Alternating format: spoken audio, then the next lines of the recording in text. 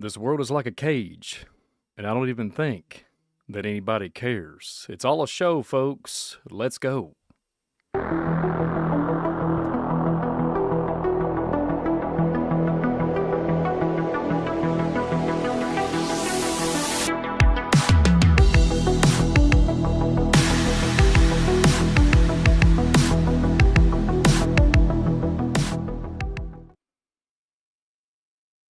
Welcome, everybody, back to Visual Disturbance. I'm your host, Brian Reese, here. Welcome back to the Daily What Ifs. Like I always say, be of good cheer.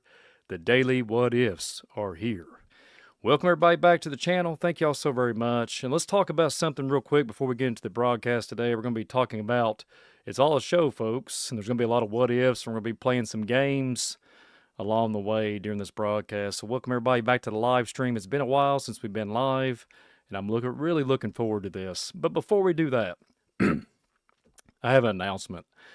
It's going to be kind of hard to talk about, but we're going to talk about it anyways here. So we're going to try to push it out here for all you guys.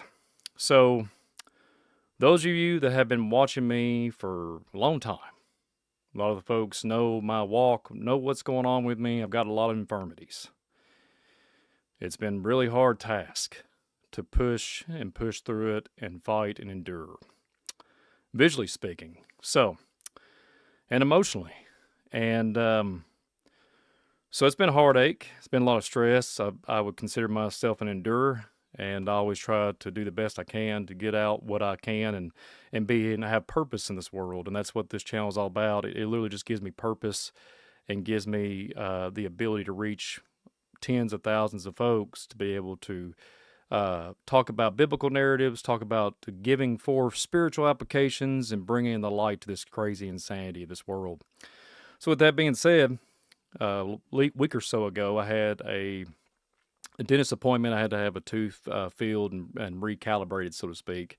And this whole situation's been going on for about 3 or 4 years. And it's where the stress level I'm under, where I'm grasping my teeth at night. I'm going to have to get a mouth guard. And now, lo and behold, there is a severe issue now. And that's called, I have to have a lot of dental care. Okay. And what that means is it comes with a hefty price. Okay. You can get a partial, you can get a bridge, but those costs and everything of that doesn't really, they're astronomical. It doesn't fit the game plan. So the announcement is, I'm looking into trying to figure out what my options are, because implants seem more like an option, because I'm going to have dental care.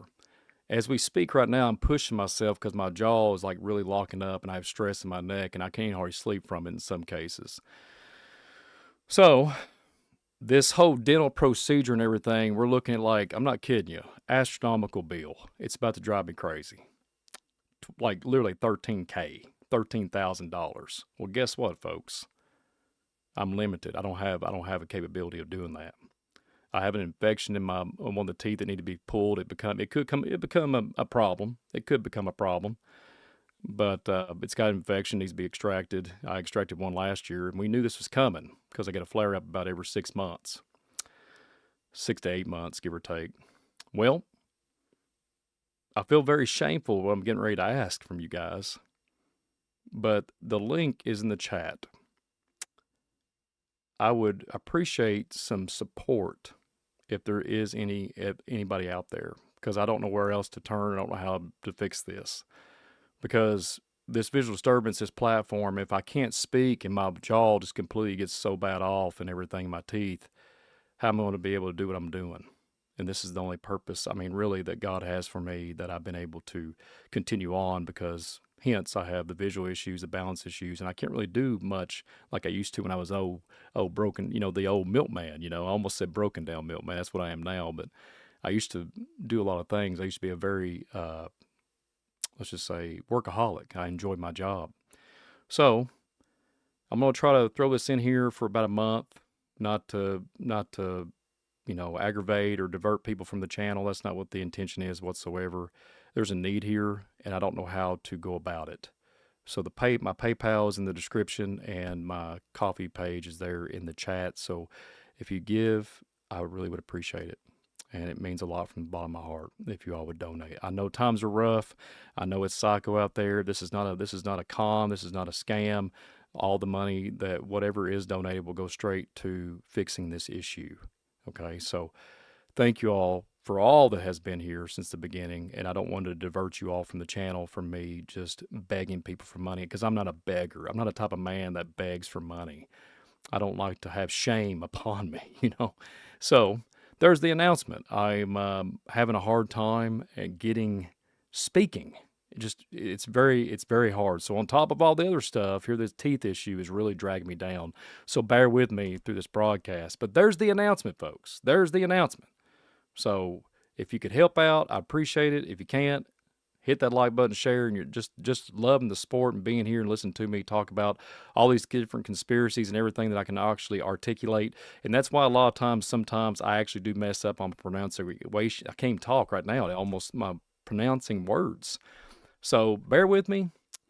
Pray for me. Let's rock this thing. Let's get this daily what ifs into the mix. I know we're 6 minutes in. Just like and share, folks. And thank you all so very much for your kindness and love and support. So let's have a game here. Let's play it here. It's all a show, right? The daily what ifs. We haven't done one of these in a long time, and I enjoy these a lot. So let's have a game. We're going to show some vision. Let's go show some illustrations here on the channel, and we're going to start off with this one right here. A lot of nonsense going on in our realm. Well, we have us a cruise ship. Okay, we have us a cruise ship. A lot of people think, well, what is going on, folks? There's always some type of Pinocchio individual above us trying to pull the strings on our heartstrings and our emotion strings when it comes to that TV box.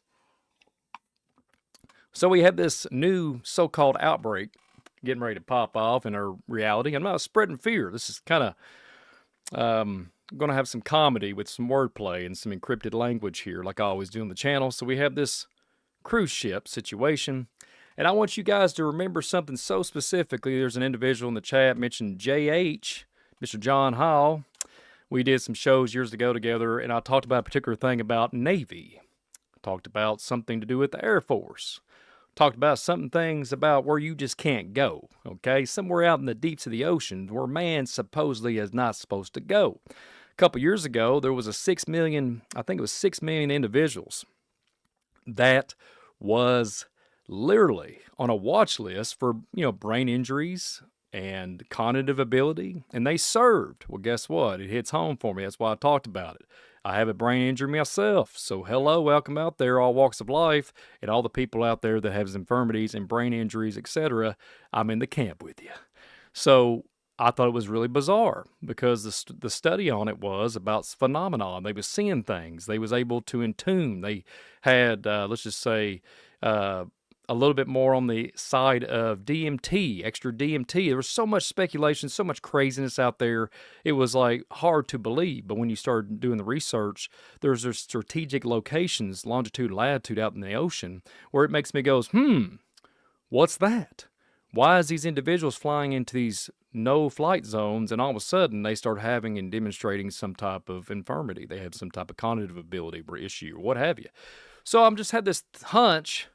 I had this theory. What if the boats sometimes go off on the rails and go off into oblivion somewhere where they're not supposed to be going and sniffing around? You feel me on this, folks? Where are they going? And I asked myself, what in the world is going on, and with all the predictive programming, the subliminal messaging, and everything with television or UFOs and all this stuff going on in movies, etc.? Well, we're not going to talk about the so-called name of this because you already know. Everybody that's informed, everybody that's in tuned, everybody that's in the know, y'all know what I'm referring to. I don't have to say the name. I'm watching what I say here, folks, because I'm getting kind of some 6 years ago vibes. You feel me? So, X-Files. You're probably like, well, Brian, where are you going with this? Well, remember the ship that I showed you guys? You remember Sully and Mulder from the X-Files series? Well, the movie, believe it or not, the Fight, the Future 1998 movie. Did you guys know that Mueller and this situation here on the boat, this so-called thing that's come upon our earth now to do with rodents. Did you know that this outbreak in Texas back then, in this supposedly plot of this movie, was actually a G cover-up for an alien? This is according to the plot of the movie, right? Cover up for the alien black oil infection, or related to a extraterrestrial threat. So I said, you gotta be kidding me. So they're talking about this deadly mice situation, and it claims that in that movie, it claims that there wasn't a real cause of death, but a silent weapon, a quiet war. So, not to be a conspiracy tinfoil hat loving crazy person with his teeth falling out and his eyeballs about to give out on him, I just want to throw y'all I'm gonna throw y'all a line out here and throw some, bait on the hook. Black oil made me think. And I remember when I was a little bit younger, I remember back in the 90s, there was always these, let's just say, certain things that happen in the ocean where there's these, let's just say, oil situations. Well, that got me thinking. You got the movie Prometheus. You got all these movies talking about this black residue. Well, we've talked about it many times, talking about the certain things about an ancient book. Well, it wasn't too ancient, but the things with the time traveling situation, Mr. Barron and all that back in the 1700s, 1800s, however many years ago, 150 plus years ago in that book. And there's always this element of black goo, something to that level. I know the term, but I'm not going to say it, because it's a no-go sometimes on the channel go. You got to respect the channel. I love YouTube, and I want to respect what I have here. So an extraterrestrial threat, this black oil. And Mulder is familiar with this outbreak. And knows all about it, that it spreads through field mice and all this other stuff, and this silent weapon stuff. Well, speaking of, it goes on. Speaking of predictive programming, just like the Black Ops Call of Duty video game was talking about the Venezuela extractions of that individual, that literally, I think it was 2012 or 2013 when that video game came out, and it was literally almost to the plot point of what happened not too long ago when they did a little extraction down there in Venezuela. So it's kind of strange how this all writes out. It's almost like I get this inkling of a feeling, like H.P. Lovecraft, whatever he drawed, whatever he written out, it would manifest and show up in Louisiana, down by the bayou, and it would start showing up. Whatever little G gods, whatever he was articulating on paper, it was like R.L. Stein on steroids. It makes me think of Goosebumps, the movie, and the actual books. Crazy times.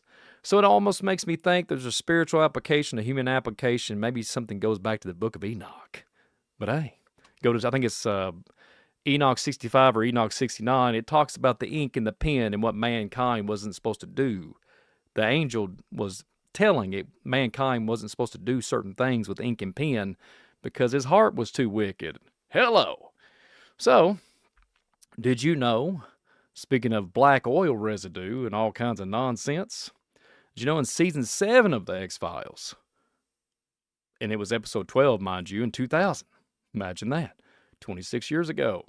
It's called X-Cops. Mulder and Scully investigate a possible werewolf sighting. In Los Angeles, a shapeshifter fear entity that manifests powers worst fears. Okay? And bless you abundantly. I thank you for that donation. I get really emotional, guys. I'm sorry. Thank you. And werewolf sightings in Los Angeles. So there's a shape-shifting fear entity. And during the biopsy, so just hear me out. So we're going to go down some rabbit trails today, because I have this hunch. I have this theory. I can only speculate about this topic. But we have a werewolf situation. We got Bigfoot in southern Ohio with huge sightings going on in our reality to this day, like right now. Hot topic in 2025 all the way to 2026. It's happening. Southern Ohio. There's been an incursion and uptick in the Bigfoot narrative. There's also in the narrative, in the national park, there's something that's, let's just say, a little toxic for humans. Shows up out of nowhere. We're not going to talk about that, but that's actually legit too. So could it be that we have some type of mirroring of something that actually does happen? And I said this years ago about a Bigfoot or a cryptid or a werewolf situation because I have a story about that, but we're not going to talk about it here on this show because for the sake of time. But a dog man, a lot of stuff about that is being talked about here in the Kentucky narrative.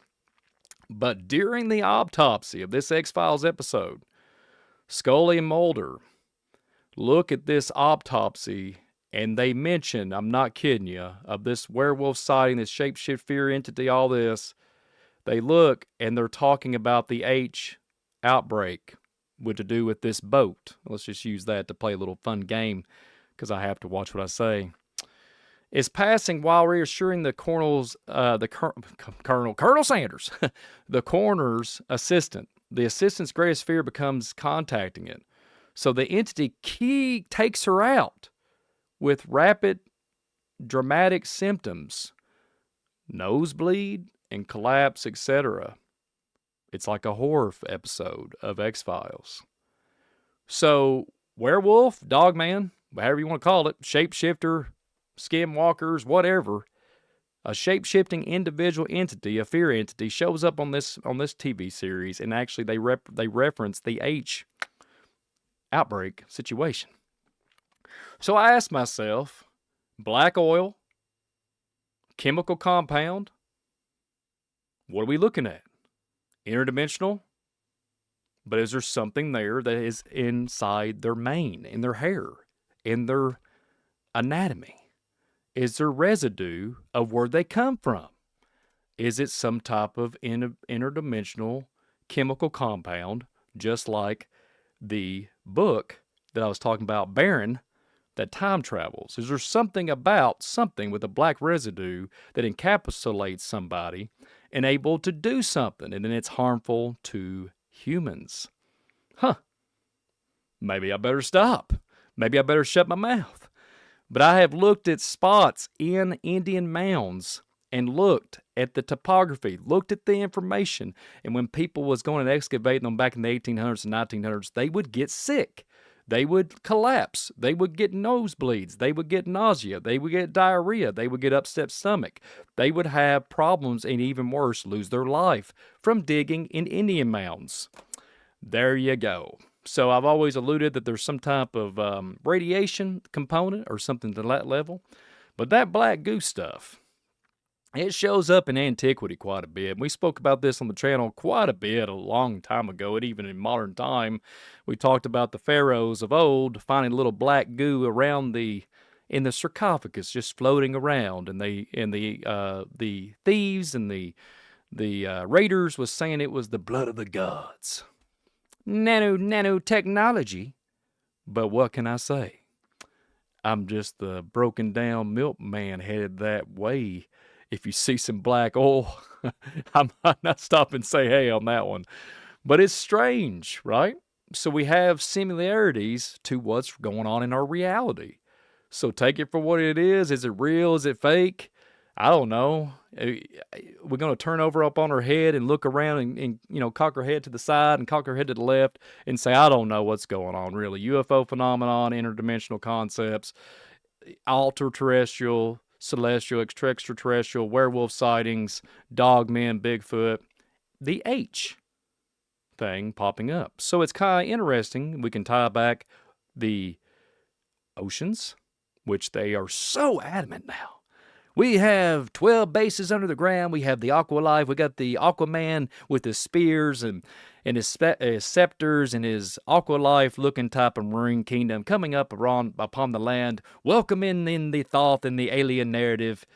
And here we are. We have this, the so-called timing of this could not be more impeccable. But there you go. So we have the boat, the cruise ship, whatever you want to call it. And we have this X-Files situation with this, let's just say, X factor into play. Black goo, black oil, werewolves, autopsy, same scenario, same type of feel, kind of making you wonder, if we got to stay away from the happy, happy, happy meal. So, I don't even know where that came from. That sounded pretty good.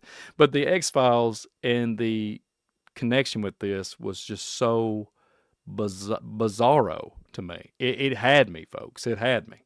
It had me. So moving on. So you're probably like, well, Brian, how am I going to plug all this in together? We got the cruise ship. Remember, we're playing a game. This is all going to connect to a conclusion. So what if this is all connected? Some spiritual realm of things, right?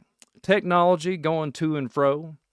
There's some folks out there that supposedly was in some meetings with some pastors, and they're telling about the E-files, and they got the blood residents and the blood types, and trading and popping and going, and trading that money, trading that blood for some technology on the side.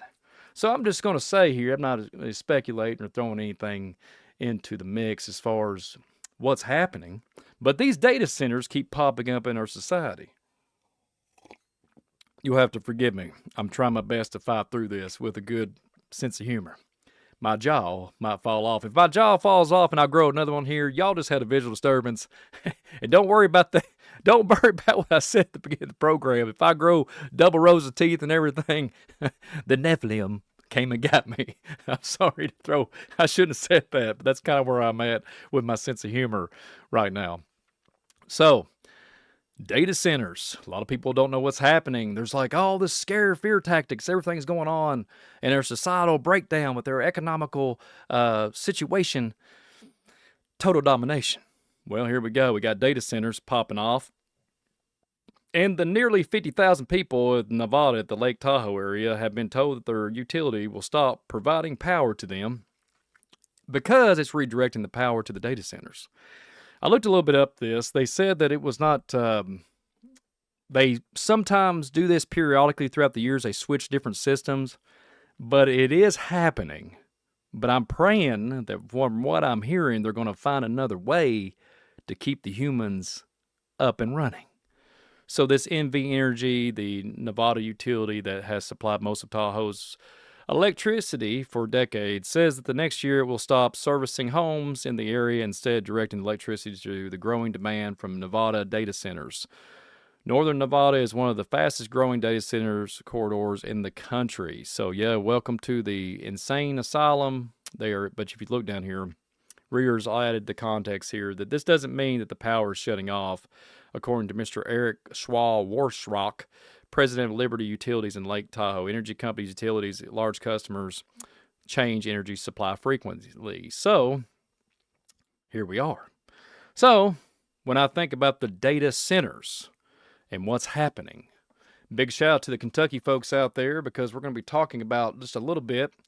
Cave City, Kentucky, we talked about in the last episode of, I believe, my last live feed, but Cave City, Kentucky actually dodged a bullet. I think they kind of postponed one of these data centers coming into our state. Okay? It was kind of ironic. Guess what? It's not too far from the Indian Mounds, not too far from the Cave City situation, but people that are like me, that are a little intuitive into the antiquity side of things, that is where the tie-in is. And there's a lot of primary water, a lot of water sources underneath the ground. They're going to tap in, baby. Plug it up, turn on the surge protector, and watch it work. So these data centers consume far more resources than a lot of people think. Traditionally due to heat and power, which is so interesting, because I can still build one, but it takes me a long time with my visual situation. But I can build a computer. I understand with liquid cooling and trying to figure out how to cool down the CPU and the GPU, it is something you have to have. Well, this energy consumption is what's got me, folks. A single large AI-focused hyperscale data center can use as much electricity. Now, hear me out. 100,000 households plus. No, full stop. 100,000 plus households. Okay? U.S. data centers already account for 4.4% of national electricity as of recent years, projected to reach 6.7 to 12% by 2028. And the strained power grids can drive up electrical bills for everyone, and often relies on fossil fuels, natural gas, coal, in many regions, increasing emissions. And then you got the carbon emissions. You got to love this one. Projections for AI server growth in the U.S. alone suggest 24 to 44 million metric tons of additional CO2 equivalent annually by 2030, equivalently to the million of extra cars. There ain't going to be many extra cars on the road because 2027, we're going to shut down. It's going to be like Mad Max with the Iron Dome above us, and we're going to have some type of psychological hypnosis. But it's okay. The black goo is on its way. The tech companies have seen emissions rise due to data expansions and even pursue zero net goals. And there's where it gets really interesting. The water usage on this, a lot of families and communities are complaining, and there's this sense of a hum. It's almost like I was going to play it, but I didn't know how far I could get away with it. It's like, it almost sounds like a bee. Data centers, I have this humming situation. Well, these people have built these ranches, these beautiful cattle fields and everything, and all of a sudden you look down there and you're like, dang, is that Tron on steroids? Where's the Stargate at, man? But you hear this right in the middle of the night. Could you imagine? It's like a big bug zapper. Oh, gosh. But you could sit there, right, and you could be articulating your brain, say, my cows are not distributing any more milk, the chickens ain't hatching no more, and I'm getting tired of hearing the bees popping off in the backwoods. Seriously. And the first thing I thought of, not to go down too far down into the weeds of conspiracy, I thought about the Zimmazoos. So if you look at the Zimmazoos and the giant narrative, if you look at the Nephilim and talk about the Zimmazoos, there was a buzzing. There's a buzzing concept. There's a buzzing situation with that. There's a buzzing sound when the Zimmazoos showed up. So is it they had starships floating in there with their TR-3B 4000s and they're zooming around and buzzing, or maybe they might be communicating in some shape or form? Just a little, speculation here. Maybe these AI centers, as above, so below, maybe communicating with the cosmos. But hey, or it might be just even more funner than that. It might be built directly where the Indian mounds once used to reside. So there's a whole nother prehistoric village concept or topic matter. So if you look at the water usage, servers run hot, so cooling is critical. Many use literally evaporative cooling systems. Water evaporates and dissipates at heat, obviously, with a large center, so just hear this out, consuming, I thought it was 1 million. I thought it was 1 million, folks. Consuming up to 5 million gallons per day. Okay. 100,000 plus house homes, sucking up all the electricity, sucking it all up. You better tap into that primary wire. It's going vertical and horizontal. The military knows about it. Hello out there. But I guess we got to drain the ponds and drain the lakes. And they've been draining ponds and lakes for a long time to build these screens we looking on. But hey, there's an element that builds these screens. But I said too much. I better stop talking. So you have the 5 million gallons per day equivalent to a small city's needs. U.S. data centers use hundreds of billions of gallons yearly, plus indirect water of electricity generation. This hits harder in drought-prone areas, Arizona, Texas, Southwest, and Nevada. Hello, I didn't say that, but Nevada's kind of dry too. Can lower water tables and or completely drain, in some cases, households. Not completely, I misspoke. Households and agriculture. And then also the equivalent to we're not even going to say that because I got to watch what I say. Another impacts land use. Facilities cover vast areas, plus supporting infrastructure like power lines to displace farmland, habitants, or other uses. Noise and air quality, you got to love it. Constant fan noise, like I talked about, like a jet engine on an airplane, and a backup diesel, natural gas generators emit pollutions, affecting nearby communities, e-waste and resources. And the GPUs become obsolete. It's really interesting because there's a rapid hardware turnover. I know this because I know many people that's built mines for Bitcoin mining, and it takes a toll on the GPU. Hello, folks. Welcome to the Twilight Zone. That's why the RAM and everything is going sky high that you could have bought a year ago for $100. It'd be double or triple fold now. Generates waste with toxic materials, chip malfunctioning, manufacturing, and also uses rare resources and energy. Okay, so what's your all's take? Because all I'm hearing is it's going to take abundance. It almost sounds like a rap song. But I've got a topography. I know a lot of topography maps when it comes to about 80 something counties here in Kentucky. And guess what? I've said this so many times here on the channel. We have a powder keg of knowledge and data that is stuck underneath the earth that goes back to way back to antiquity. And I can promise you this right now, these AI facilities and everything, they know darn where it is. But this old hillbilly from Kentucky knows too, because I've been sitting there researching this for a long time. And when you have depositories of a lot of different resources underneath the ground, it's called game on when it comes to building these data centers. You can literally look in some of these counties here in Kentucky can build a so-called spacecraft just underneath the ground, but people don't know it. They don't understand it. They don't even want to take any thought into it. But these big guys up in the bigger reigns, they know what's going on. But I better stop talking. So I had this epiphany. You have to forgive me for a minute. You have to forgive me. I'm having a hard time, folks, for real. Okay. And thanks again for the other donation. God bless you guys. So, does anybody remember that we have these data centers now? But does anybody remember back in the 1950s? Does anybody remember anything? Well, besides Back to the Future and acting, when we talk foolish and everything I've talked about Back to the Future on here and just joke around about it. Does anybody know what happened in the back in the day, in the IBM days? Does anybody remember? Any hands? So you had these data centers. Well, we also had something that was historically documented in the 1950s era. If you look this up, there's computers the size of a warehouse. Hello? Anybody? Anybody out there? Computers like ENIAC. This is from the 1940s, 1950s. They filled entire rooms. Let me see if I can pull this up here. They filled entire rooms, about 1,800 square feet, 27 plus tons, thousands of vacuum tubes, and required delegated power. Cooling and maintenance. Is there nothing new under the sun like the Bible talks about? Am I living in some type of altered state of a parallel Twilight Zone mechanism? Just think about what I'm saying. This is literally evidence.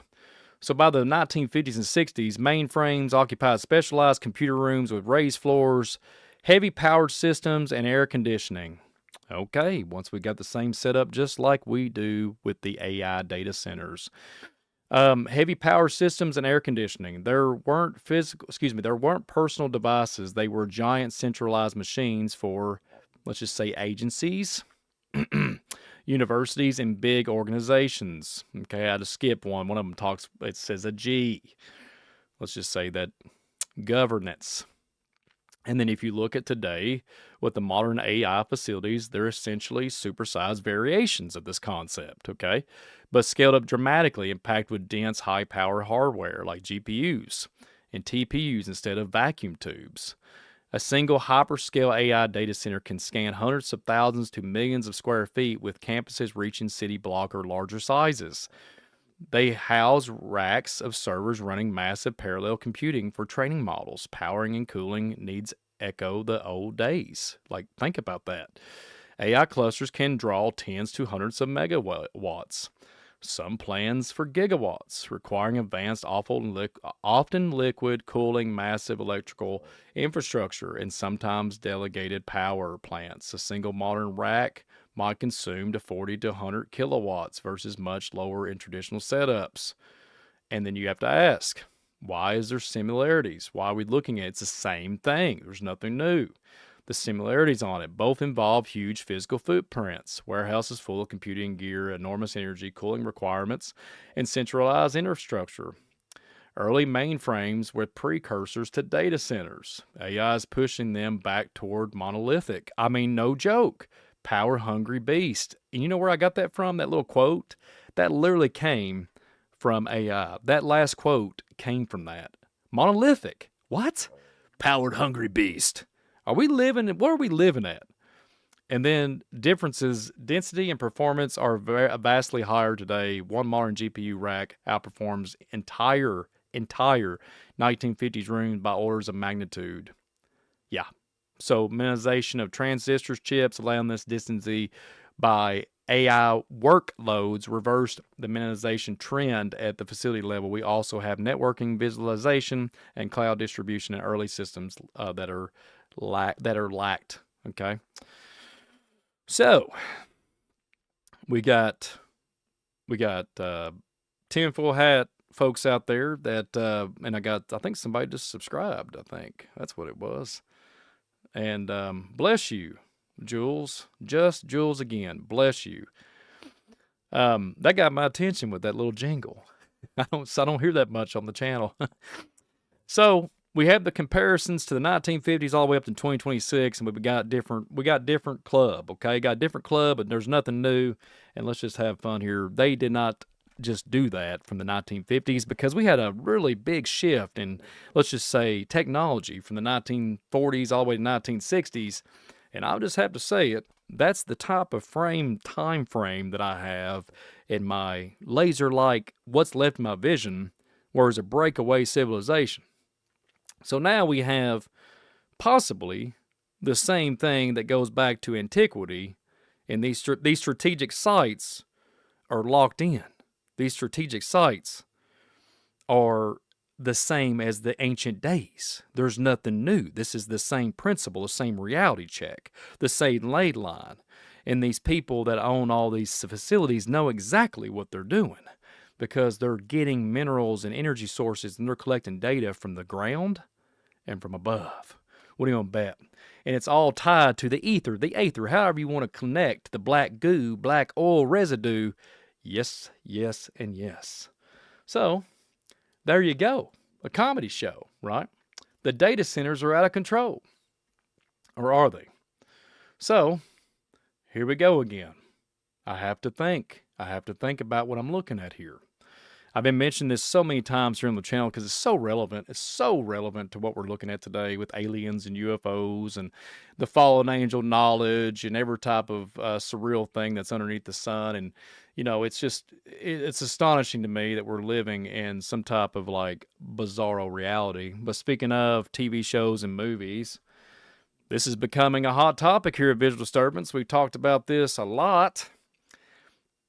The machine. The will and the will, the Ezekiel's narrative, like I just alluded to, the Ophanum from the Book of Enoch. We got these magnetic discs that are floating around. That Ellie from the Contact movie goes and does a little jumping through time or space continuum and shows up in Vega and communicates with some type of intelligence, which I think it might be AI mechanisms. Okay? So, when I think about the wheels and the wheels and this magnetic sphere and the concept of the orb that you hear about in the UFO phenomenon and the orb dropping into this device when Ellie goes to the little star jumping, well, I threw this up on Facebook the other day. No joke. No joke. And I can't pull it up right now. Let me continue talking about this. Ellie, her perspective, her precision, okay, this precision of this orb and her perspective are not matching. When she drops down into this machine, there's this big pulse of plasma that pops off everywhere and explodes, kind of. And then she goes and drops into this net. Well, lo and behold, PC user, bless you, and I'm glad to hear about your husband. Squirrel! Hey, hello, PC user. Thank you so very much. Every little bit helps. Thank you so much. So, when we have this alien concept and Ellie falling through this sphere into another sphere, you know, and it basically makes a plasma sphere with a little sphere. It reminds me of CERN. It reminds me of those technological advancements of mankind. It reminds me of stuff in antiquity. So Ellie goes through and drops down this net, and all of a sudden, she thinks she's been gone for 18 hours, but she's only gone from like a few seconds, 13 seconds, something like that, with Earth's perspective. So I had something happen. I found this the other day with the UFO files and stuff. Forgive me for a moment. Let me take a drink. Let me rest my mouth. Okay. So, I finally got to pull up here. We showed this off the other day on Leak Project, and I showed this on Facebook the other day. What you're seeing at the very top is supposedly a UFO. A lot of people online are like, we debunked it, blah, blah, blah. We made all this these allegations. We've said this, we've said that, the Ophanum, whatever. Well, it does eerily have a connection to me when it comes to the Book of Enoch and anything biblical. But if you look at the very bottom there, the giant narrative kind of resonates with me 24/7. It feels like, especially in these days and age. This days and age.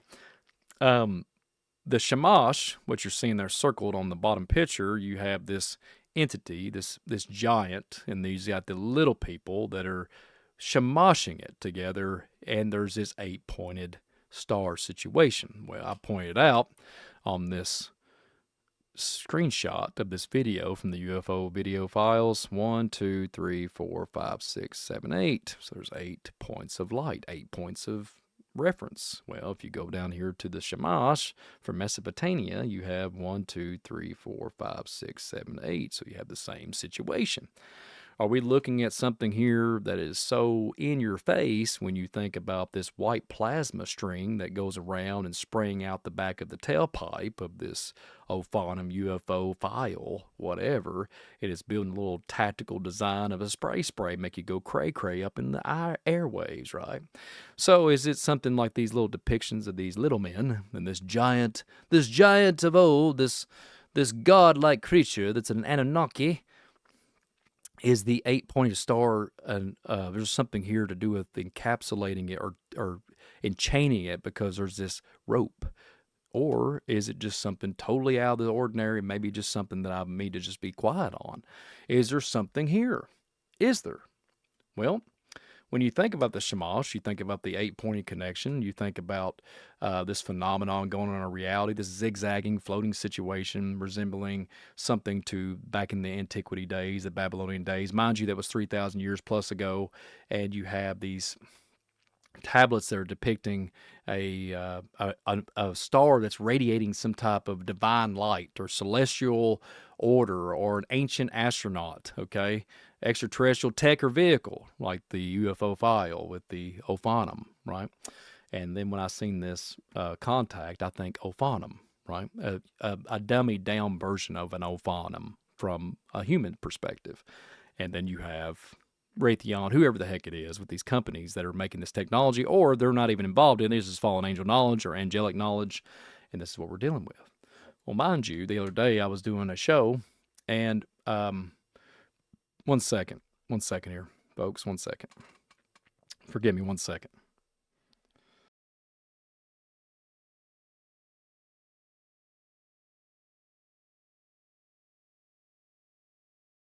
I'm back. Sorry for the delay there. Sorry for that, folks. I'm trying to stretch my neck out. I didn't want y'all to hear about that. So, conspiracy or not, what is it? We have the Shamash, we have this Ophanum situation with the Book of Enoch. Is there a connection? Is the ancient days, these ancient world trying to tell us a story of something that they did? And what is it, right? What is it? Like, what could this be that we're looking at? So it's something so insane to me, just very compelling. So, moving on. And I didn't find this out until the other day, live with David on another show we did together. Well, what we have here is something very interesting. As you can see here on the screen, this is a sun disk, a sunstone, okay, from the Aztec world, okay? And I'm going to probably try to butcher this the best I can. I think the central figure is mostly identified as Toshina. I think that's how you pronounce it.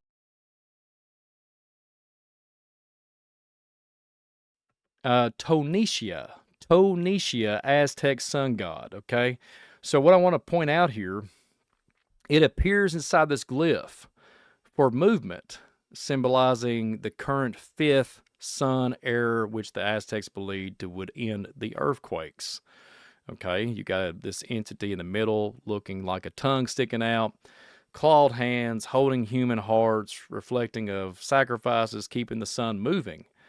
Well, it's got his tongue hanging out, some type of mechanism to do sacrifice with, this fierce wide eye expression, and then you look at the other ties in with this. There's interpretations of a hybrid situation going on here, and you can tie this back to the sunstone. So I want to throw this out here. This stone represents the Aztec view of the cosmos and the importance of sustaining the sun through the ritual.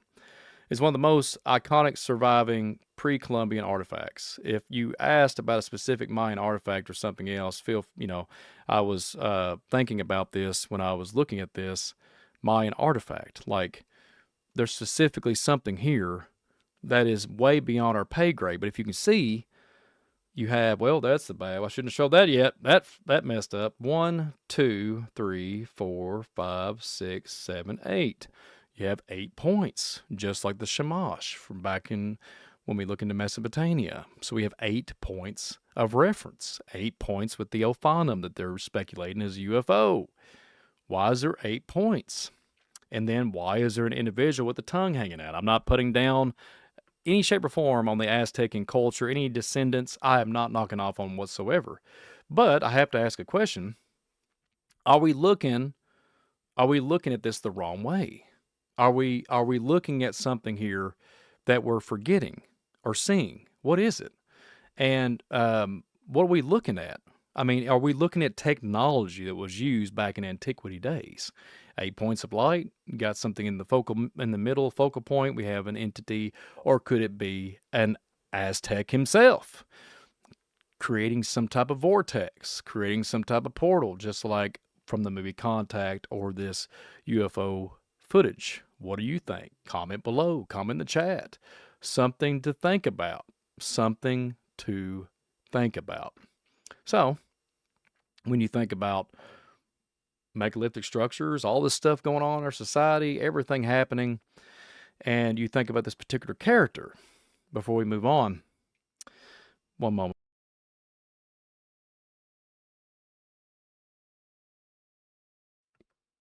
I'm having a hard time, folks. One moment. Tonicion. I knew I was going to have a little trouble with my neck and my mouth on this one, but I'm getting there. Toshina, I think that's how you pronounce it. Toshion, meaning movement of the sun, or who goes for shining. So, this is an Aztec sun god. He who goes for shining. The shining ones. Whoa. Hello. Ezekiel's wheel and a wheel, and even go tie back to the biblical narrative. You can tie it back to, we can talk about devil, the Lucifer, the shining one, and all those different things. And then you think about the Contact situation with Ellie. She was in the middle, and this metamaterials was like encapsulating this sphere, and she looked like a bright light com, and it was shining. It was vibrant. It was ominous. She was teleporting. It makes me think of this disc. And forgive me for butchering his name. That's the best I could. So Tonicia, I think I pronounced it right, Tonicia, the who goes for shining. So this Aztec sun god, specifically a deity of the daytime sky and ruler of the current era known as the fifth sun. So he was one of the most important figures in Aztec mythology associated with warmth, fertility, war, and the daily cycle of the sun. The Aztecs believed the world had gone through 4 previous suns, each destroyed by a cataclysm. And this individual was going to govern the 5th, the final one, with his 8 points of stars and his technological wheel in the wheel. Right? Maybe? I can't verify it, but it does make you think of a visual disturbance scenario. So, what do you guys think about that? What do you all think? Well, another thing that really ties all this together, a wheel in a wheel. So you have the star, we got the 8-point star inside encapsulating a circle in a circle, and it's like a depiction of something that is technological savviness to it. It almost looks like there's magnets here, like there's something off the Stargate series. Hello. Chevron 1 engaged, Chevron 2 engaged. I mean, by the end of the Stargate series, there's 8 points. 8. I think it goes into the Atlantis series. There's 8 points of constellations that get you back to your ship, back to the main Earth. So, Chevron 8, Chevron everything, and then they bring forth this Stargate. So we're looking at something ancient here. This Stargate knowledge. Has Brian lost his mind? Is that why his teeth are coming out? Have I been getting hit with direct energy weapons because they don't like what I'm talking about? My teeth are falling out. And I can assure you guys real quick, not to get too far off subject, I take good care of my teeth. That's the problem. This is not a thing about negligence. Okay, I just want to point that out. I don't have gingivitis or anything. Like, if you're just now tuning in, what I announced earlier, I'm not going to get into it again, but thank you all for the donations to put toward the teeth situation. I'm telling you, I take really good care of my teeth. Neem oil, coconut oil, everything, throw the kitchen sink at it, every type of thing under the sun, and it is not working. It's because I'm grasping my teeth so tightly, and I think I'm damaging them. Yeah, it's a train wreck. That's why I'm having a little bit of trouble during this broadcast. So thanks for staying with me if you're just now tuning in here on the visual disturbance side of things. But yeah, we got portals, stargates, you name it. So there's something I want to throw back before I show this other slide. There's something to this, and I don't know what it is. The other day, I really don't know how far we can go with this, but there's a certain program called Project Looking Glass. So we've talked about this many times on the channel. I keep digging into more. So according to the account, it's a prominent conspiracy theory alleging a secret U.S. governance facility tied to the three-letter agency they're talking about right now. There's a lot of heat going on, and let's just say inner war going on in our, let's just say, folks in the power. And Area 51, S4, and then Majestic 12, okay? We're not going to get too much into it, but Majestic 12 had a Christian type of background, okay? And they was looking for things. Well, this Project Looking Glass project involving advanced technology, advanced alleged reverse engineered and extraterrestrial ancient sources, they are literally looking for stuff on a timeline mechanism, okay? They're claiming they can shift time, shift something through a how this is supposed to work. There's a device. They're supposed to shift different timelines to avoid total annihilation. We're going to get into that. This is where it really hits, the rubber hits the road, okay? And the rim pops out of the tire, and there's no more expansion. This device in the Stargate, or excuse me, the looking through the glass, the don't know how much time has passed, but the looking through the glass project, there is a mechanism with a rotating mercury plasma, or similar to exotic tech, in chambers to create a space-time distortion lens. Full stop. Full stop. Why in the world was there an individual just recently named David that lost his life?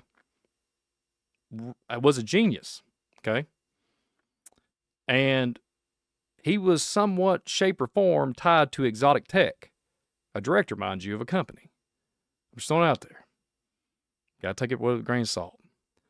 But according to this mechanism, this rotating mercury plasma, we talked about plasma and mercury a lot. And did you guys know down there in Tenochtitlan and all those down there in Chichen Itza? Did you know all those temples down there, and every one of those blocks are just spewing out mercury everywhere? Yeah. If I had if I had money, I'll tell you what I do. Yeah. Roll downtown, drive a Mercury or two. Well, anyways, there was mercury encapsulated and drenched all over the outside, inside, outside, all of it, down in these temples, these let's just say pyramids. Is there any kind of connection? Do we have these Ophanum that used to come, and they're even saying this on the, let's just say powers that be, saying that there's something happening in the air, that there's evidence of a triangle coming down and landing on the pyramids. No joke. That's what they're talking about in the UFO phenomenon. So it might not be too far-fetched. To look into this. So when they get this mechanism to rotate, the operators could look forward in time, seeing branching of possibilities based on current events or decisions. It was alleged linked to a broader program called Project Aquarius. No joke, ET contact study. For real.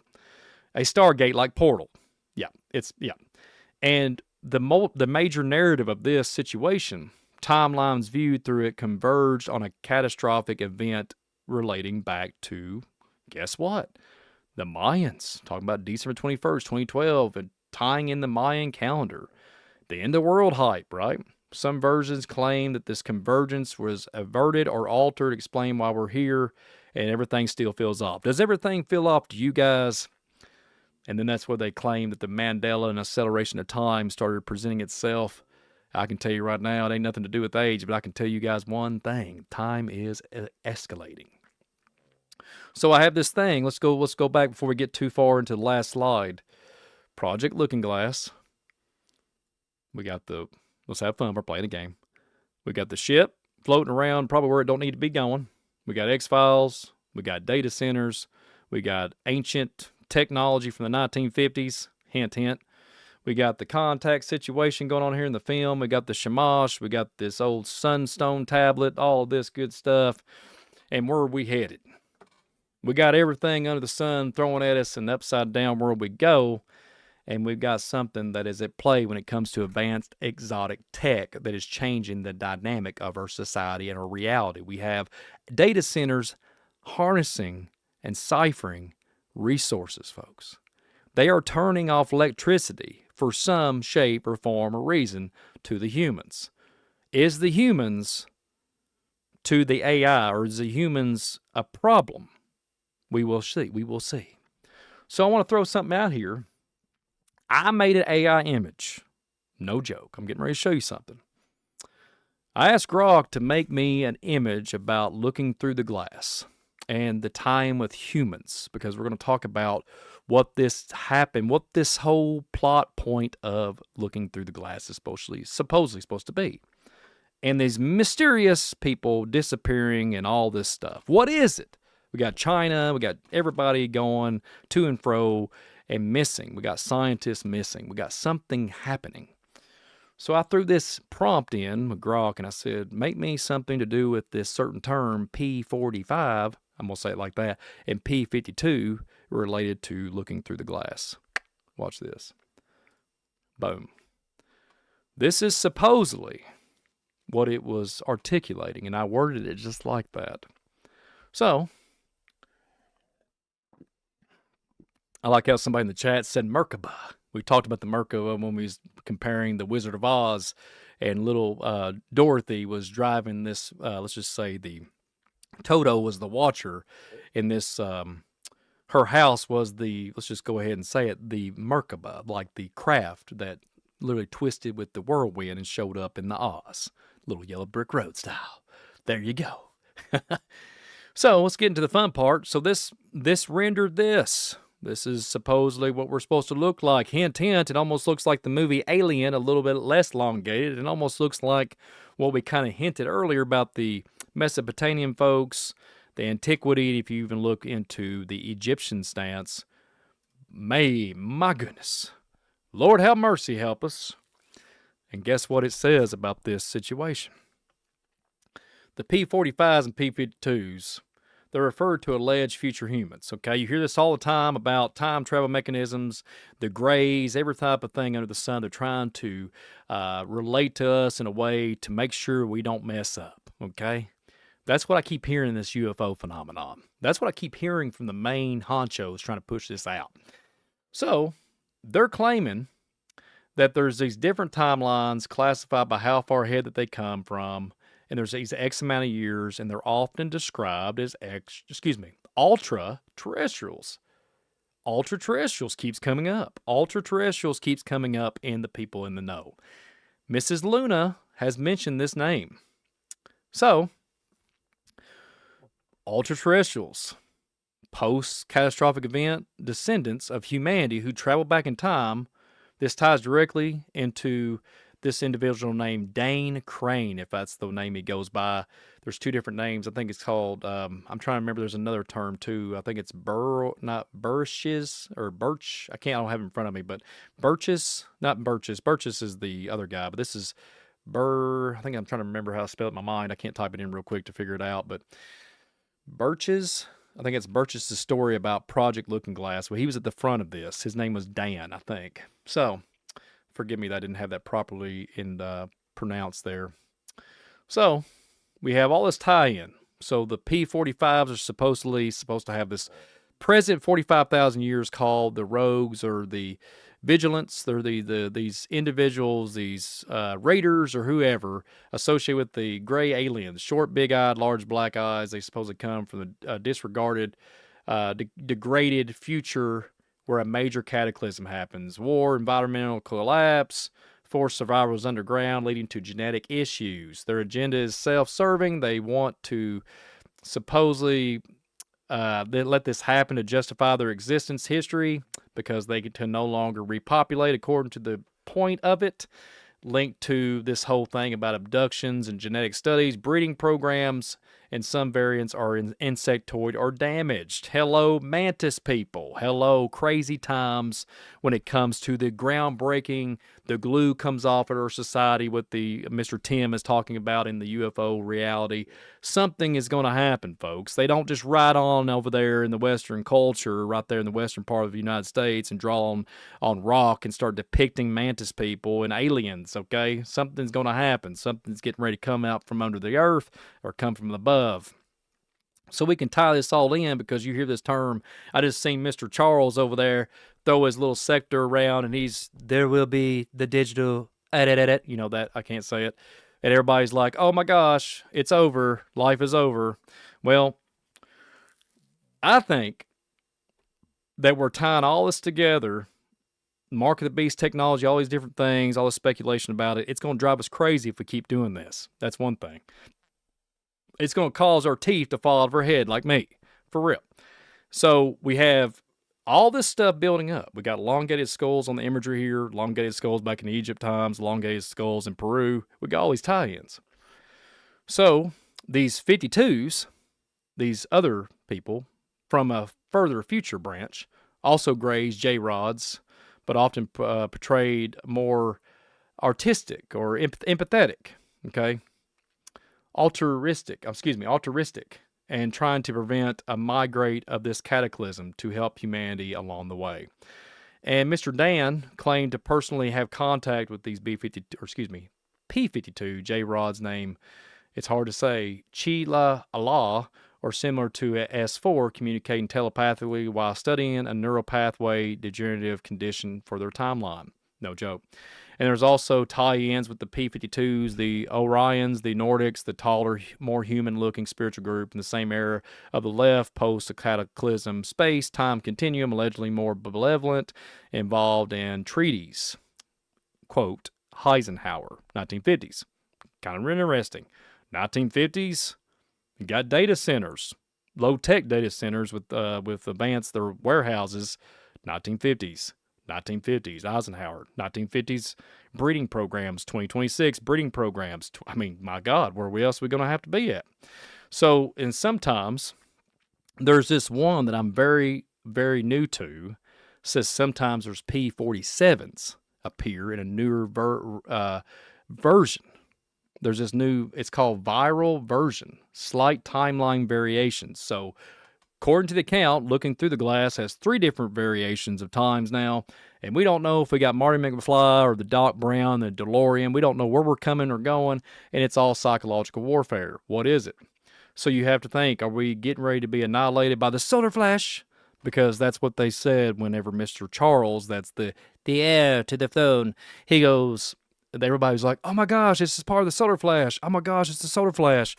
Well, guess who's tied to the solar flash, folks? I mentioned him earlier, David Wilcock. There was this Great Awakening map. You can go find this, and they have his name on there. And people were circling it. You are here. It has all the Anunnaki, has the biblical narrative, has the Sumerian, all the text, the cuneiform tablets, all these different things, Thoth, everybody in this big, elaborate complexity of a mapping. And they're like, you are here, you know. And then they're going to talk about this Great Awakening, and it leads to this solar flash. Well, I got this hunch. When I tie all this stuff together, because a lot of people don't like when I bring this all in, we got biblical proportions, biblical things happening to us, going every which way.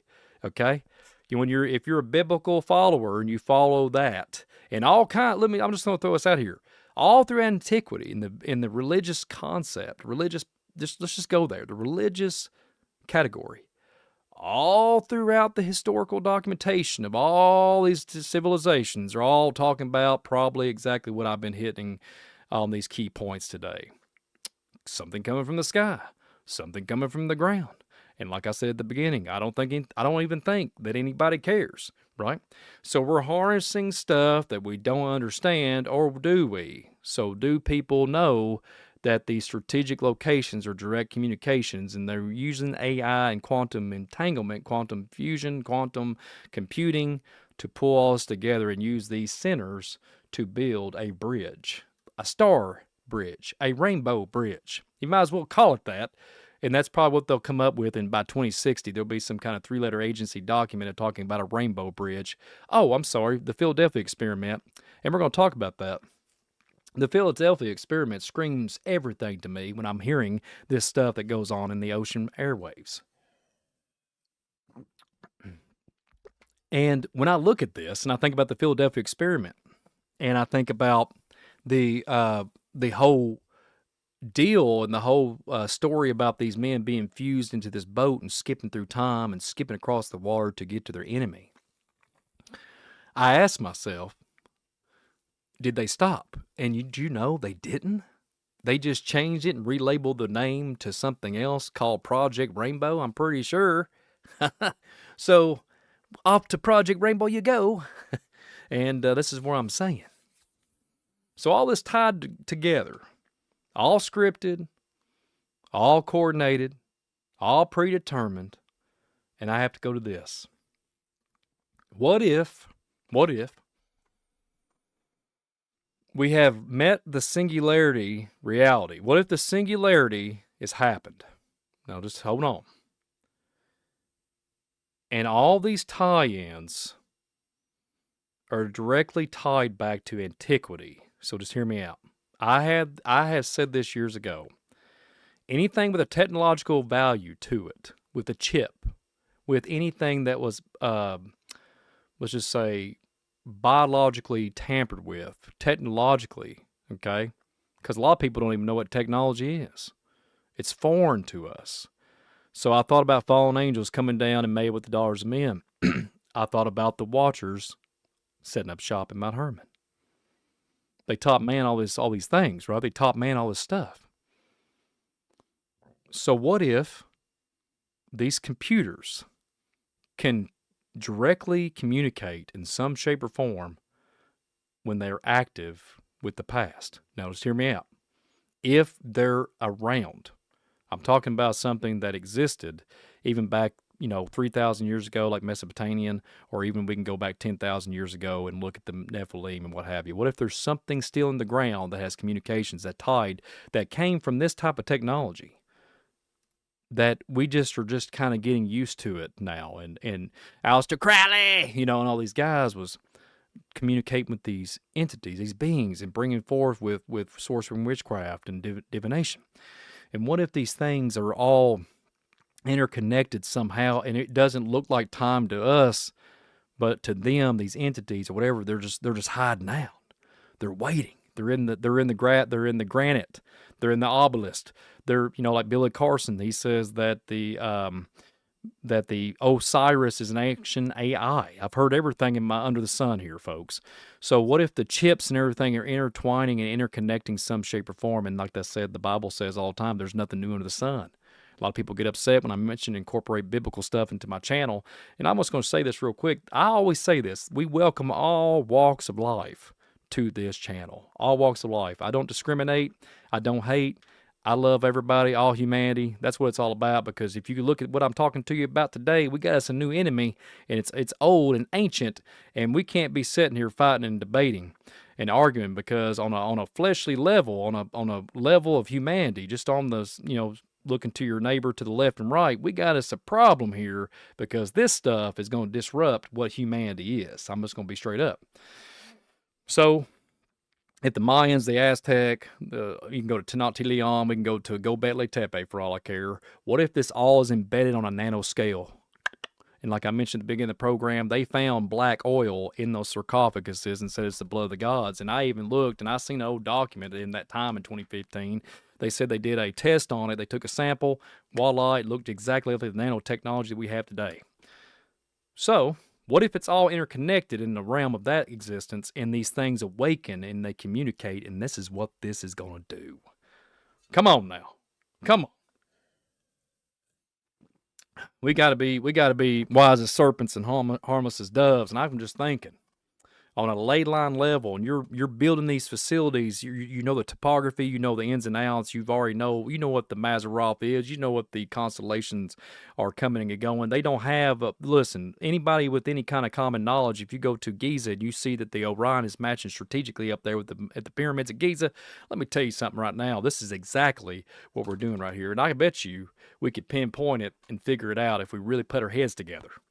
If I had some astronomers that would just work with the blind man, or some archaeologists that would work with the Kentucky boy that hasn't even got any teeth left in his head by that time, if I ever get involved with anybody like that, I could take you to places, I could show you places, I could show you probably prime real estate to drop $1 billion facility. No joke, full stop. And they won't, and it's just like, well, Brian, you're not of the odds, you don't have any knowledge. Well, okay, thank you for your time. That's how I am. I'm not going to be arrogant and start being prideful about what I know, but I really do think there's an interconnection twilight zone of the ancients. We can talk about what David Wilcock was saying and his other buddy. I think I never forgot his individual's name they used to work with, and talk about these giants or these stasis pods under the ground. I mean, something's under the ground, folks, and they're not telling you. Okay, we talked about this on a Bible broadcast we did one time. I think about the Argotha. There's subterranean realms. There's subterranean places. Okay, there's honeycomb sections here in Kentucky, but it doesn't matter, Brian. Well, yeah, it does. There's sinkholes being created out of nothing, and nobody knows what's happening because it's hidden caverns. The Mammoth Cave scenario, when they have 600 miles of unscathed territory, besides the Native Americans knew exactly what it was, but the modern day human doesn't understand that there's tons and tons of tunnel systems all up and down the eastern side of Kentucky, all up and down the East Coast that tie intertwining together. What we don't understand, there's primary water that's going to and fro. I can't fathom why, if I just can't process this. If I'm a trillionaire or a billionaire and I want these machines to run fluently. I'm talking about run like a Cadillac with high octane 93 premium in it that costs us $55 a gallon. I need this thing to run the efficiency I need. Well, the word is on the street that these data centers they have a life expectancy. Well, rightfully so. And as I'm doing this, folks, I get a ringing in my ear. The Hannibal syndrome. I mean, seriously, I got a really strong loud noise in my ear, and I think it's because of all these muscles in my bones. I mean, seriously, my jawbone locking up. So, hello, I probably spit too much truth. Insert voice to skull knowledge. Get out of my head. Okay, so anyways, it's a strong sound.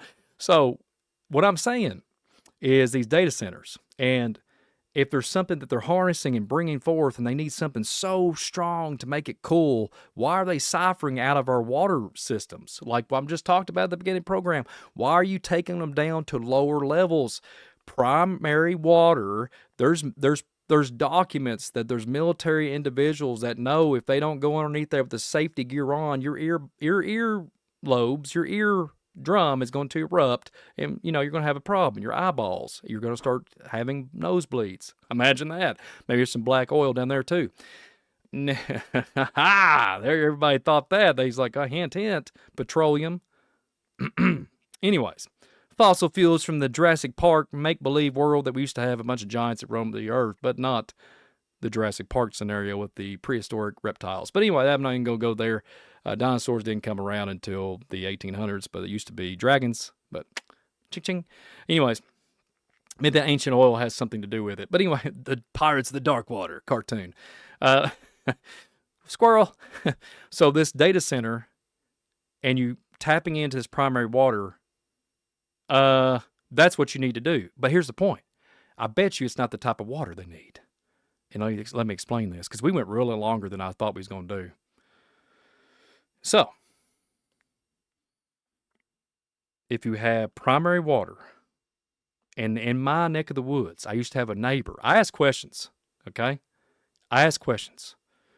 When a neighbor of mine, just a few years ago, he moved from here. When he made these big reservoirs, there's 4 of them, him and a bunch of men that was welders, for a facility. And I looked at him, and he told me what they was building. I said, are you kidding me? I said, is it salt water and fresh water? And he goes, yeah, how'd you know? I said, that's a nuclear fusion. What, y'all got a reactor over there? Not kidding you. And this place is supposedly just miraculously, let's just say, keeping things in check a little bit. They're really tight knit. You hear little bombs going off under the ground. They're saying they're getting rid of some type of gas from the back in the day of war, War II. Okay, yeah. So that happened. 4 reservoirs, saltwater and freshwater, nuclear fusion. And I said to myself, we're getting ready for something. Even this a couple years ago. So they can't pull from the ocean, can they? It has to be inward. It has to be inland. Because if I'm not mistaken, I haven't seen these data centers go on the beach because there's silica dust, there's sand. Their elements are not there no more. It's been ciphered already too much. They got to go inland. So, if I was a betting man, I bet that they can only get so far digging. And that's what I was saying earlier. You can dig a well and get fresh water and have your own well system, your own spring for like $35,000 now. No joke, expensive. Pump your own water if you have a natural spring. They're not going after that. And I said, interesting. And then it hit me. And we use a term all the time, if you're familiar with the channel, a little spray make you go cray-cray. You spray it, it goes everywhere. The water, everything, inland. Bringing forth something that's on a molecular scale that you cannot see. Nano. Then they come in, set up shop, stop, drop, set them down, open up shop. Whoa, this is how the data centers roll. Pulling forth new information, pulling forth things. And, a lot of people out there, you can even look this up. AI will tell you that water doesn't hold memory. But I beg to differ.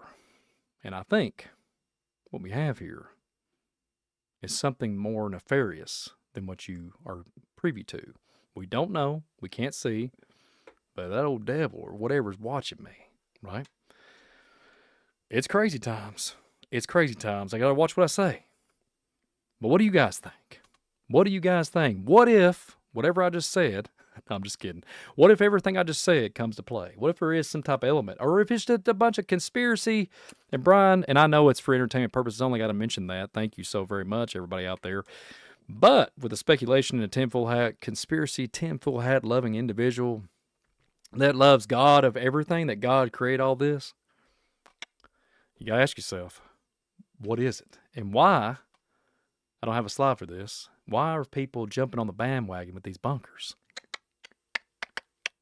Anyways, yeah, welcome to the Insane Asylum on Visual Disturbance. So what's your all's take? Comment in the comment box. And excuse me.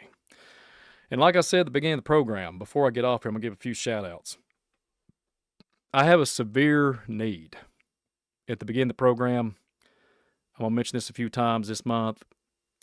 If you help support me with this, I have a very bad teeth situation going on that I cannot do. I'm not going to be able to do it. So thank you guys for your donations during this program. And go back at the beginning of the program. All that money will go to this teeth situation because I have nowhere else to go to. I have nobody else to ask. And I can only ask you lovely people that have been with me since the beginning of Visual Disturbance. It is a blessing. And that first one, that whoever donated the first time, I almost started crying on the show. So what if Brian loses his teeth by the end of the year? Comment below. But seriously, I have a really bad issue. I'm not going to get into that again because I don't want to feel like I'm begging. I'm not a begging individual. But go at the beginning of the program. It'll tell you the announcement I made at the beginning. But thank you guys so very much. War Priestess, is good seeing you. Cookie Lady, it's always good seeing you. I think you've seen the Big Earn. Good seeing you. Angie. Bullwinkle, it's always a blast to see you. Electronic Camel, thank you so very much. You're always here too. Wendy, you name it. There's a lot of new people in the chat, a lot of new people. I think there's some people from Rex Leak Project, Rex Bear Leak Project individuals. I think y'all rolled over there from when I was on that show the other day. So thank y'all for being here. What a blessing. Southern hospitality over here in this neck of the woods on the visual disturbance side of things. The good old bluegrass state that keeps on giving. And we're going to find out here more in the future how much more she's going to give when these data centers pop up out of nowhere and manifest overnight like the towers did. But yeah, Wendy, almond oil, I have done it all. I have done everything under the sun. My teeth are just going sideways. I don't know what it is. It's not about nutrition either. That's all been taken care of also. I've been trying my best to take care of it. So thank you for commenting. I have done that. And I love the direction that your mind is going because I'm all about that. So all you guys are a blessing. And like I said at the beginning of the program, a lot of people don't know this about me. I go through a lot. And this is nothing but an honor and a privilege to be a light in this crazy, bizarro world. And you guys get to hang in there, like I used to say, hang in there like a hair on a biscuit. This is a safe place for folks. I enjoy people coming and talking here on the chat. And everybody seems like they're pretty respectful for the most part. And that's a blessing. That is a blessing. So big shout out to you guys for keeping this a very calm and just beautiful chat today during this daily what ifs. So what'd you guys think about it? Is it welcome to the daily what ifs? Is it all a show? What if it all is a show and it feels like that we are in a mass psychosis of AI mechanisms with evil, sinister folks that are manipulating the minds like warlocks, and we got to get our minds right because we ain't acting right. So, yeah, let's have a disturbed meetup. Yeah, Cookie Lady, I have contemplated that. Now that is a great idea. That's a great idea. Well, but anyways, love back at you guys, and thank you all so very much. Seriously, that might be something, a good old coffee establishment with about 100 people. That would be something to do. To bring forth humanity, one coffee cup at a time. Just bring everybody together. Just have a Kentucky shindig like we have down here in the Bluegrass State. If everybody would travel out, who would travel to hang out with me? I got to get somebody to transport me there. But hey, who would come to a visual disturbance meetup, a meet and greet? Anybody? Hands up. Anybody? Comment below in the comment box in the chat. And the world is like a stage, and I don't even think anybody cares. But I know that you intuitive, loving, tinfoil hat loving, biblical commentary and all kinds of walks of life when it comes to antediluvian and those giants and angels and fallen angels and UFOs and anything goes individuals. I know you all would like to meet up somewhere on a meet and greet at Visual Disturbance World. That would be pretty super. Thank you for mentioning that because I don't want to ask anything else from you guys. I've already asked so much at the beginning of this program. I told you the need. I don't know if I could. I don't know how I could react to 100 or 100 plus folks show up at a meet and greet somewhere and gas $5 a gallon. And your time is so valuable to me as it is, and I am asking for something such a strong or such a high, large amount of what I was asking for. I'm not going to mention it again. You go back and ask it at the beginning of the program. And you all would come out $5 a gallon and travel all that way. We might have to think about that. But I couldn't. I don't know how I could repay you guys. I don't know how I could repay you guys. So, and I don't even know how I can repay you all for what y'all have done for me. And just allow me to have purpose here in this world and continue to keep on here on the channel. So, I went long-winded. I'm going to try to stay the course.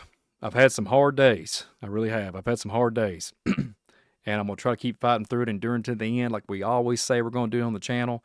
And I want to give a big shout out to somebody. Not only am I having all this jaw issues, stomach issues, I didn't even mention that. Big shout out to my uncle Willie. Unfortunately, he had a bad medical problem the other day, medical emergency. About a couple weeks ago, he had a stroke. And I'm always going to give him a big shout out. So big shout out to Uncle Willie. Get better, get stronger, and blessings to all you guys. PC user, you be blessed and take care of your husband. And everybody be grateful like Miss Angie and like myself. Be grateful because you draw breath and you get to enjoy this life and just go outside, enjoy the sunshine, and get to see this good old world that God created. So, y'all be blessed. Keep your eyes on the UFO phenomenon. Might be popping off tomorrow. I might go live if my jaw and my teeth will allow it. I've been really pushing. I can surprise it went an hour and a half. My muscles are tensing up. So God bless you guys. It has been nothing but a pleasure to be on here today. What an honor. I might have to arrange that one day. We might have to have a visual disturbance meetup. Just might. But until next time, everybody, if there's not a next time, good afternoon, good evening, good night, everybody, and welcome to the Daily What Ifs. Hit that like button, share this thing out, and God bless you guys for keeping it real and supporting me and those donations, man. Thank you so very much. Keep it real, everybody. God bless you guys. See you on the next one. Share visual disturbance out while you can and all that good stuff until my jaw locks up. But until that next time, visual disturbance, I'm out of here. Thanks again.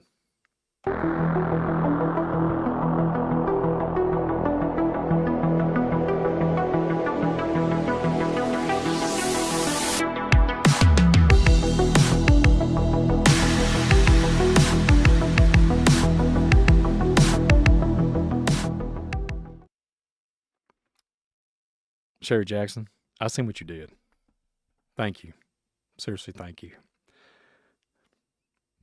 Be blessed. Have a good one.